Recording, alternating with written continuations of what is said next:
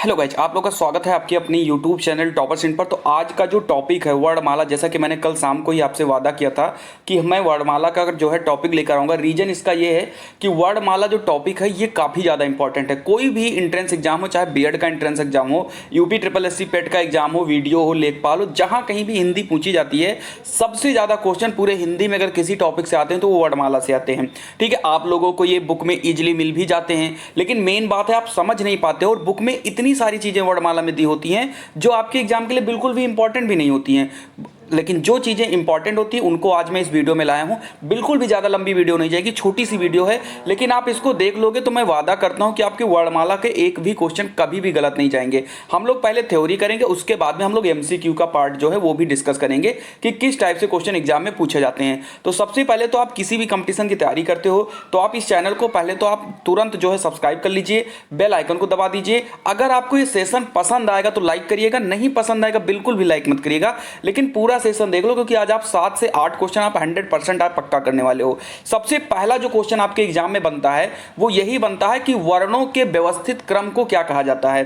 तो याद रखिएगा, यहां पर सीधा लिखा गया है कि वर्णों या लिपि अक्षरों के व्यवस्थित क्रम को वर्णमाला कहते हैं। सबसे बेहतरीन क्वेश्चन जो वर्णमाला से यही बनता है। तो एक क्वेश्चन आपका यहां से पक्का हो जाएगा और ये कई बार पूछा जाता है। यदि वर्णों को क्रम व्यवस्थित क्रम में न रखा जाए तो वर्णमाला नहीं बल्कि वर्ण समूह कहलाते हैं। क्लियर है? यानी कि अगर आप अलग अलग उनको रख दोगे, उनको व्यवस्थित समूह में नहीं करोगे तो वो आपका वर्णमाला नहीं कहलाएगा, वो क्या कहलाएगा? वो वर्ण समूह कहलाएगा। समझ में आई बात? चलिए आगे हम लोग बढ़ जाते हैं। उसके बाद दूसरी बात करते हैं कि हिंदी वर्णमाला जो है किस लिपि में रखी जाती है। तो ये भी याद रखिएगा। जो देखो, आप लोगों के पास कॉपी नोटबुक नहीं है, कोई बात नहीं, आप इसका स्क्रीनशॉट लेते हुए चलिएगा, कोई बात नहीं, आप लोग उसको बाद में लिख सकते हो कहीं नोट बना के। बुक्स में आपको ये सारी चीजें मिलेंगी, लेकिन बुक्स में आपको बहुत सी चीजें जो हैं जो यूजफुल नहीं होंगी, फालतू चीजें होंगी। लेकिन मैंने इस वीडियो में वो चीजें ली हैं जो आपके लिए बिल्कुल इंपॉर्टेंट है और वही चीज पढ़ेंगे और वही चीज एग्जाम में आ जाएगा। चलिए, तो अगर कोई पूछे कि हिंदी वर्णमाला किस लिपि की है तो देवनागरी लिपि की है। क्लियर है? चलिए आगे बढ़ जाते हैं हम लोग, या हम ऐसा कहें कि जो ब्राह्मी लिपि का ही जो है परिष्कृति है। दूसरी चीज आपको याद रखना है इसमें से कि हिंदी वर्णमाला में जो है वर्ण या ध्वनियों को दो भागों में बांटा गया। आपको भी पता है, एक स्वर वर्ण होता है और एक व्यंजन वर्ण होता है। क्लियर है यहां तक? चलिए, इतनी चीजें आपको क्लियर हो चुकी होंगी कि दो होता है, एक स्वर और एक व्यंजन। अब यहां से आपके सबसे इंपॉर्टेंट क्वेश्चन स्टार्ट हो जाते हैं। सबसे पहले हम बात करते हैं स्वर वर्ण। तो यहां से क्वेश्चन पूछा जाता है कि जिन वर्णों का उच्चारण एकदम स्वतंत्र रूप से होता है उसको क्या कहते हैं। तो जिस वर्णों का उच्चारण बिल्कुल ही स्वतंत्र रूप से होता है उनको स्वर कहते हैं। और क्वेश्चन पूछा जाता है आपके एग्जाम में कि स्वरों की टोटल संख्या कितनी होती है। तो स्वरों की जो टोटल संख्या है वो 11 होती है। ठीक है, आप देख सकते हो, छोटा, बड़ा, छोटी, बड़ी, छोटाऊ, बड़ाऊ, ऋषि, ए, ऐ, ओ, आओ, ये 11 वर्ण होते हैं जो स्वर होते हैं। इसी में कुछ लोग जो है 13 भी कहते हैं, तो उसमें वो लोग अंगा और आहा को भी शामिल कर लेते हैं। तो मैं आपको बता दूं कि अंगा और आहा को स्वर में नहीं रखा जाता है। ठीक है, ये दोनों अयोग वहां हैं। क्लियर है? इनके बारे में हम लोग आगे डिस्कस करेंगे वीडियो में। तो सबसे पहले आपको यहां से याद रखना है कि जिन वर्णों में उच्चारण बिल्कुल स्वतंत्र रूप से होता है उसको स्वर कहते हैं और स्वरों की संख्या कुल 11 होती है। आगे बढ़ते हैं। स्वर स्वतंत्र होते हैं एवं व्यंजनों के उच्चारण में सहायक होते हैं, इन्हें अच भी कहा जाता है। ये वीडियो के एग्जाम में क्वेश्चन आया था कि स्वर को और किस नाम से जानते हैं, तो स्वर को अच के नाम से भी जानते हैं। क्लियर है? चलिए उसके बाद आगे बढ़ते हैं। अगर हम बात करें कि स्वरों के कितने वर्गीकरण होते हैं, सुन लीजिए बहुत ध्यान से, ये आपका मोस्ट इंपॉर्टेंट क्वेश्चन है। आपके बीएड के एग्जाम में कई बार रिपीट हुआ है कि स्वर जो है इनके कितने प्रकार के होते हैं। तो स्वर हमारे 3 प्रकार के होते हैं। एक ह्रस्व स्वर होता है, एक दीर्घ स्वर होता है और एक प्लुत स्वर होता है। मैं इन तीनों को मैं समझाने की कोशिश करता हूं। देखो, हमने अभी अभी बात किया कि टोटल हमारे पास 11 स्वर होते हैं। उन 11 स्वर में जो ह्रस्व स्वर होते हैं, ह्रस्व स्वर की अगर मैं परिभाषा की बात करता हूं तो ह्रस्व स्वर ऐसे स्वर होते हैं जिनको बोलने में बहुत ही कम समय लगता है, जैसे छोटा आ, छोटी ई, छोटा उ, ऋषि, खत्म। ये 4 आपके जो होते हैं ह्रस्व स्वर होते हैं। और इनका दूसरा नाम भी पूछा गया है मतलब एग्जाम में कि ह्रस्व स्वर का दूसरा नाम क्या, तो मूल स्वर या लघु स्वर के नाम से भी हम इसको जानते हैं।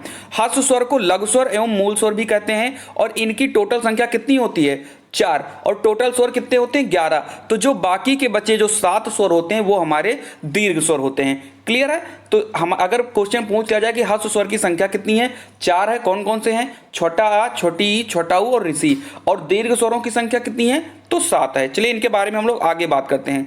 जैसा कि हमने अभी भी कहा है कि जिन स्वरों के उच्चारण में कम से कम समय लगता है उसे ह्रस्व स्वर कहते हैं। ठीक है? और ह्रस्व स्वरों को स्वतंत्र स्वर भी कहा जाता है, ये भी आप याद रखिएगा। चलिए अब मैं बात कर देता हूं हमारी अगली पॉइंट यानी दीर्घ स्वर। स्वरों के 3 वर्गीकरण होते हैं, याद रखिएगा, ह्रस्व स्वर, दीर्घ स्वर और प्लुत स्वर। ह्रस्व स्वर 4 होते हैं, छोटा, छोटी, छोटा ऊ और ऋषि। और बाकी के जो 7 होते हैं, बड़ा आ, बड़ी ई, बड़ा ऊ, ए, ऐ, ओ, आओ, ये 7 हमारे दीर्घ स्वर होते हैं। और दीर्घ स्वर को बोलने में जो हमारा ह्रस्व स्वर होता है उससे दोगुने का समय लगता है, ये बात याद रखिएगा। स्क्रीनशॉट लेते हुए चलिए, इनको अगर आप पढ़ लोगे ना तो किसी भी एग्जाम में एक भी क्वेश्चन वर्णमाला से गलत नहीं होंगे। और 8 क्वेश्चन, 7 क्वेश्चन, 6 क्वेश्चन आप बिल्कुल कंफर्म सही करके आओगे। ठीक है? तो दीर्घ स्वर की संख्या टोटल कितनी होती है? 7। और ह्रस्व स्वर की संख्या कितनी होती है? 4। 4 ह्रस्व स्वर कौन से हुए? छोटा आ, छोटी ई, छोटा ऊ और ऋषि। और बाकी के जो 7 हैं वो आपके दीर्घ स्वर हो जाएंगे। चलिए आगे बढ़ते हैं। उसके बाद में तीसरा हमारा होता है प्लुत स्वर। अब प्लुत स्वर में अगर हम बात करें तो जैसे आपने पढ़ा होगा राम, तो जब आप राम पढ़ते हो तो आता है रा और माँ, रा और माँ के बीच में बहुत ज्यादा गैप हो जाता है। जैसे ओम, आप ओम कहते हो तो इसके बीच में भी बहुत बड़ा गैप हो जाता है। ठीक है? देखो अगर हम बात करें 11 स्वरों में से 4 हमारे ह्रस्व हो गए, 7 हमारे दीर्घ हो गए। और जैसे कोई कह दे राम, तो राम कौन सा स्वर है? प्लुत स्वर। आम कौन सा है? प्लुत स्वर। ओम कौन है? प्लुत स्वर। क्लियर? आपके एग्जाम में क्वेश्चन आएगा, इस प्रकार का क्वेश्चन आएगा एग्जाम में कि बताइए निम्न में से प्लुत स्वर कौन है। और ऑप्शन दे देंगे छोटा आ, बड़ा आ, ऋषि और एक दे देंगे ओम। तो आपको सीधा बता देना है कौन सा इसमें प्लुत स्वर है।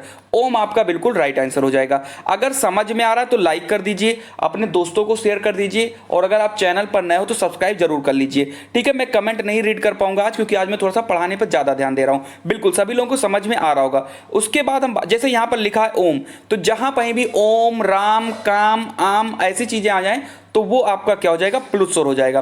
अब आपके एग्जाम में क्वेश्चन आएगा कि निम्न में से अयोगवाह शब्द कौन सा है या अयोगवाह वर्ण कौन सा है। और आपके ऑप्शन में आ जाएगा छोटा आ, बड़ा आ, ऋषि और अंगा। तो याद रखिएगा आपके पूरे हिंदी वर्णमाला में सिर्फ अंगा और आहा 2 ही ऐसे वर्ण हैं जो आपके अयोगवाह होते हैं। इनकी संख्या 2 है। ठीक है? और इसमें कुछ भी पढ़ने की जरूरत नहीं है, इंपॉर्टेंट बिल्कुल भी नहीं है। चलिए बिल्कुल, तो आपको 2 चीजें याद रखनी कि अयोगवाह हमारे अंगा और आहा होते हैं। उसके बाद आगत स्वर, सीधा आपके एग्जाम में आएगा कि आगत स्वर कौन सा है। और आपके ऑप्शन में आ जाएगा छोटा आ, छोटी ई, बड़ी ई, छोटा ऊ या आपको आ मिल जाएगा। तो जो आ होता है इसी को आगत स्वर कहते हैं। यूपी SSS वीडियो में क्वेश्चन आ गया था। ठीक है? कि आगत शब्द कौन सा होता है, तो आप देख लीजिए इसी को हिंदी वर्णमाला में आ को आगत स्वर कहा जाता है। लेकिन आ याद रखिएगा इसके ऊपर ये वाला निशान रहेगा। ठीक है?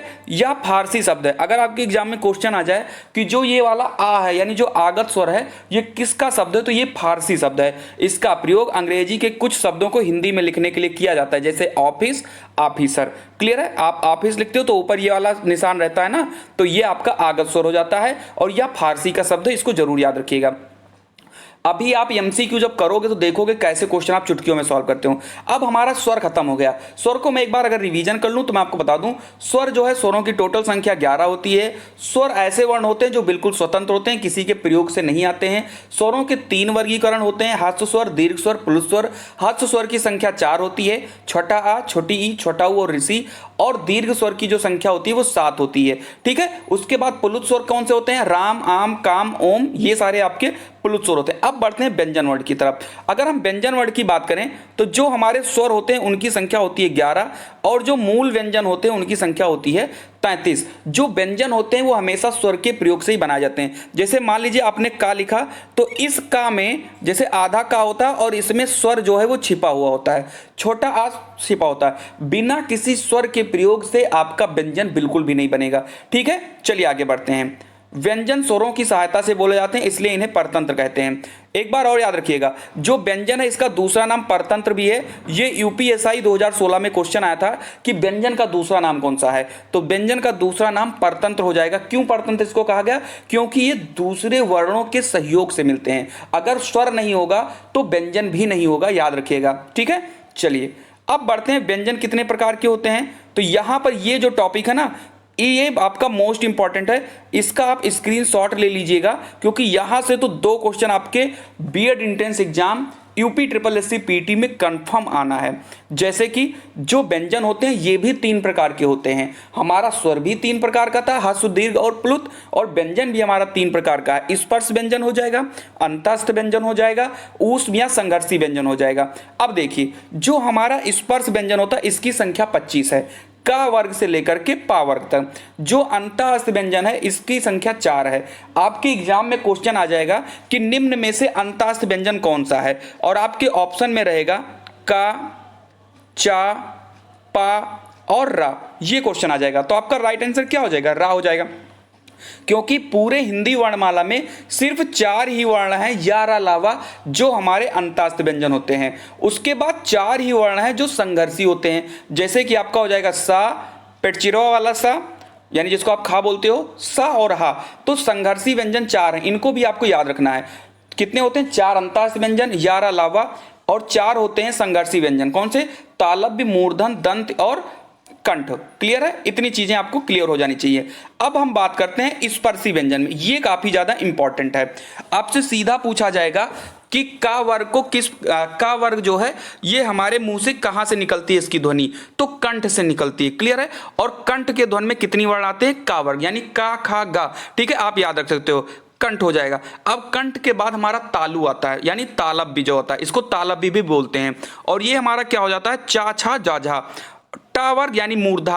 अगर आपके एग्जाम में क्वेश्चन आए, क्वेश्चन कैसे बनेगा मैं आपको बता दूं, आएगा कि निम्न में से मूर्धा शब्द बताइए। ठीक है, मूर्धा व्यंजन या मूर्धा शब्द बताइए, और आपके ऑप्शन में दे देंगे खा, आपके आंसर में दे देंगे ता, उसके बाद दे देंगे भा, और एक आपका दे देंगे टा। तो आपका मूर्धा क्या हो जाएगा? टा। ठीक है, बाकी ये तीनों आपके मूर्धा नहीं है। जैसे कि का, यानी कि कंठ की अगर बात होगी तो काखा गाघा, चावर की बात होगी यानी तालब की बात होगी, चाछा जाझा, मूर्धा की बात होगी टाठा डाढ़ा, और तावर की बात होगी यानी कि दंत की अगर बात होगी तो ताथा दाधा, पावर की बात होगी तो पापा बाबा। कहने का मतलब जब भी हम एमसीक्यू कराएंगे तो क्लियर हो जाएगा। बस अभी आप कंसेप्ट को एकदम से दिमाग में आप बैठा लीजिए, सारे कंसेप्ट को दिमाग में आप बैठा लीजिए। क्लियर है? चलिए आगे बढ़ जाते हैं। तो आपको इतना पता होना चाहिए कि व्यंजन भी 3 प्रकार के होते हैं। स्पर्शी व्यंजन जिसकी संख्या 25 होती है, अंतःस्थ व्यंजन जिसकी संख्या 4 होती है यारा लावा, और ऊष्म व्यंजन जिसकी भी संख्या 4 होती है शाखा स्वाहा। याद रखिएगा। उसके बाद हम बात करते हैं, हाँ ये देखो ये नासिक के है। अब आपके एग्जाम में एक क्वेश्चन और पूछा जाता है कि ऐसे वर्ण जिनको बोलने पर नाक से हवा निकलती है, नाक से। ठीक है, जैसे कि हिमेश रेशमिया जैसे बोलते हैं ना, गाना वाना गाते हैं, आपने तो सुना ही होगा।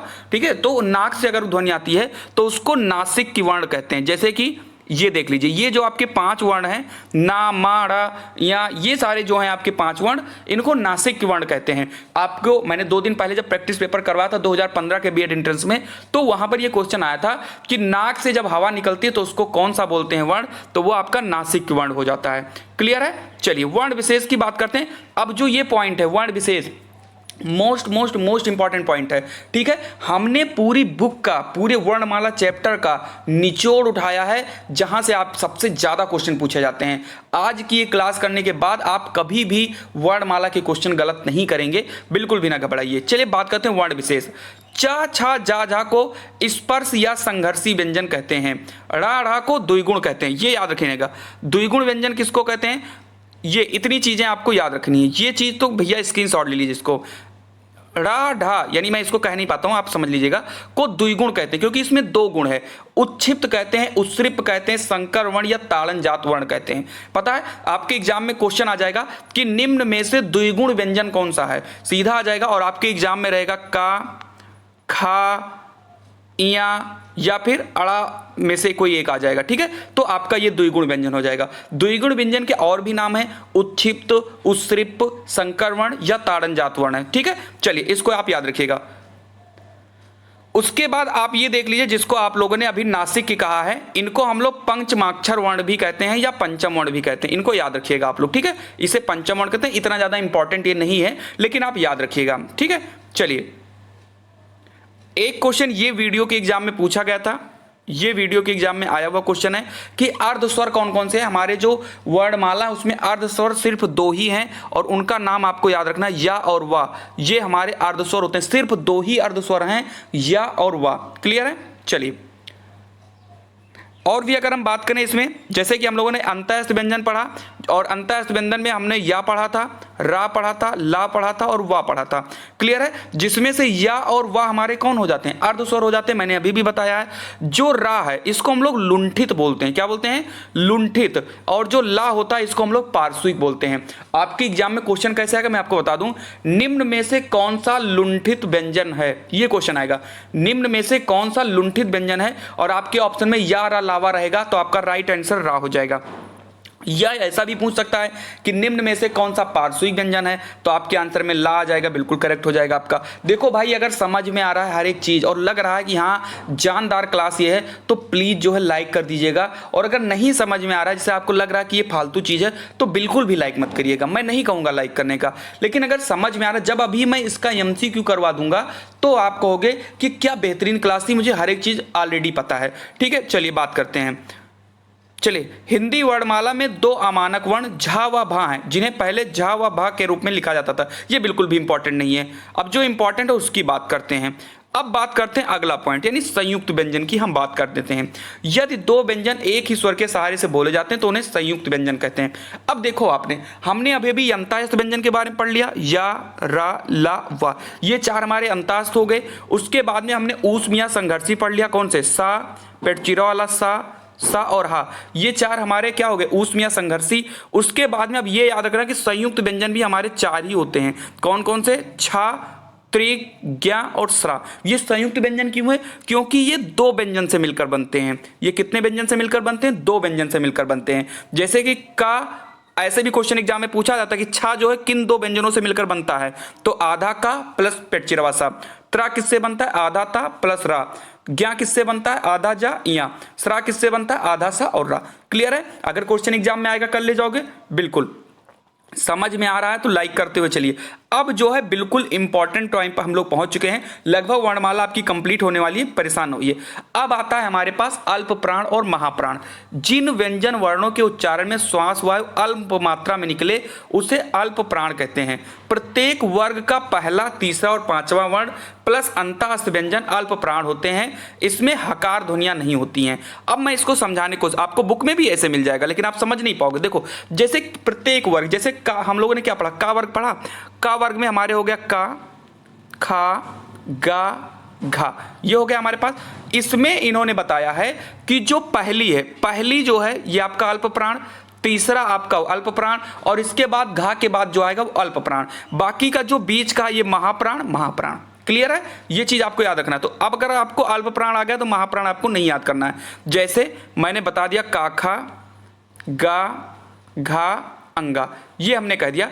पहला, तीसरा, 5वां ये आपका अल्प प्राण हो जाएगा, बाकी दूसरा और चौथा आपका महाप्राण हो जाएगा। क्लियर है, ये याद रखिएगा।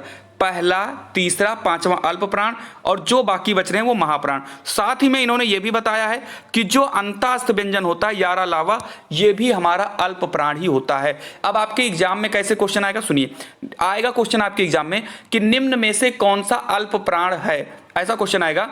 कौन सा निम्न में अल्प प्राण है, ऑप्शन में रहेगा खा, गा, उसके बाद में आपका आ जाएगा पा, एक सेकंड, सॉरी, हाँ, पा आ जाएगा, या फिर आपके एग्जाम में आ जाएगा इसमें से ठा। क्लियर है। अब आपको भी लग रहा होगा कि का के बाद खा आता है, लेकिन मैंने क्या बताया, पहला, तीसरा, 5वां, तो खा आपका महाप्राण हो जाएगा। गा के बाद का, खा, गा, घा, का, खा, गा, घा, यानी चौथे नंबर पर ये भी आपका क्या हो जाएगा, महाप्राण। पा यानी ये पहला है, तो पहला, तीसरा, 5वां, भाई पा वर्ग में पा पहला आता है, तो पहला जो हो जाएगा वो आपका अल्प प्राण हो जाएगा, और टा के बाद ठा ये महाप्राण, तो अल्प प्राण हमारा क्या हो जाएगा, पा आ जाएगा। कोई बात नहीं, हम MCQ करवाएंगे, वहां क्लियर हो जाएगा। तो महाप्राण पढ़ने की कोई भी जरूरत हमको नहीं है। महाप्राण क्या होता है, किसी भी वर्ग का, जैसे कि का, खा, गा और घा।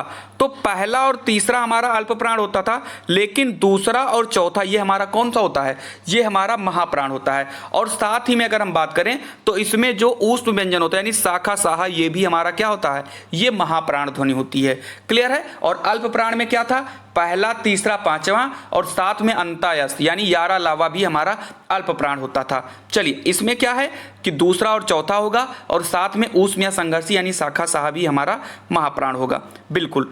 अब बढ़ते हैं अघोष और सघोष, ये दो वर्ण होते हैं। अब अघोष सघोष में क्या होता है, कोई भी वर्ग होगा, जैसे मैंने मान लिया का, खा, गा और घा, तो आगे के जो दो हैं, आगे के जो दो वर्ग होते हैं यानी पहला और दूसरा, ये अघोष होता है और पीछे के जितने भी होते हैं वो आपका सघोष होता है। क्लियर है। एक सेकंड, चलिए थोड़ा सा टेक्निकल इशू था, कोई बात नहीं। चलिए तो आगे के जो दो होते हैं, सुन लीजिए यहां पर जो आगे के दो हैं, एक जैसे मान लीजिए मैंने लिख दिया पा, फा, भाई बावर जो है पा वर्ग होता है ना, पापा बाबा, तो इसमें आगे के दो अघोष और पीछे के दो सघोष। क्लियर है। क्लियर। अब मुझे लग रहा है अघोष और सघोष क्लियर हो गया होगा। और सघोष को ही घोष भी कहते हैं। ठीक है, तो ये आपका थ्योरी पार्ट कंप्लीट हो गया है। एमसीक्यू आज जो है थोड़ी दिक्कत हो रही है, टेक्निकल अभी आपने देखा भी दिक्कत हुई है थोड़ी सी, तो कोई बात नहीं। एमसीक्यू जो है हम लोग कल 11:30 बजे लेकर आएंगे। पूरे जो है हम लोग 50 क्वेश्चन एमसीक्यू लेकर आएंगे वर्णमाला का, और एक भी क्वेश्चन आपका गलत नहीं जाएगा। याद रखिएगा 11:30 बजे कल हम लोग हिंदी की क्लास करेंगे और शाम को 8 बजे हम लोग की जीके की क्लास होती है, जानदार वाली क्लास। तो मुझे उम्मीद है कि आपको वर्णमाला बिल्कुल क्लियर हो, समझ में आ गया होगा। कल हम लोग इसकी जो है एमसीक्यू कर लेंगे तो सारी चीजें क्लियर हो जाएंगी। थोड़ी सी प्रॉब्लम आ रही है, इस वजह से जो है आज मैं एमसीक्यू नहीं करा पा रहा हूं, हालांकि एमसीक्यू बहुत सारे मेरे पास हैं, तो कल ही करवाएंगे। तो अगर अच्छी लगी हो तो लाइक कर दीजिएगा, शेयर कर दीजिएगा इसको अपने दोस्तों को, और चैनल पर अगर आप नए हो तो प्लीज सब्सक्राइब जरूर करना। आप किसी भी कंपटीशन की तैयारी क्यों नहीं कर रहे हो। मिलते हैं अगली वीडियो में। जय हिंद, जय भारत।